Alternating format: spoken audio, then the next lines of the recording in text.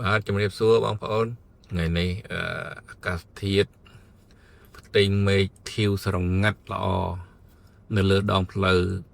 294ទៅបណ្ណាសាហើយនៅតាមអងដងផ្លូវគឺមានដើមឈើដែលមានសម្រស់ពណ៌ខុសៗគ្នានារដូវ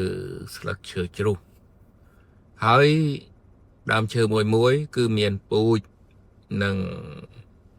មិនដូចគ្នាទេគឺខុសៗគ្នាគេដាំដើម្បីលម្អឲ្យមានសោភ័ណភាពនៅលើតាមដងផ្លូវនេះជារបៀបរបបនិងការគ្រប់គ្រងឬក៏ការដាំដុះដើមឈើនៅតាមដងផ្លូវហើយដងផ្លូវទាំងនេះគឺនៅក្នុងនោះគឺមានភូមិគេបាទសូមអរគុណជម្រាបលាសុខភាពល្អបាយបាយ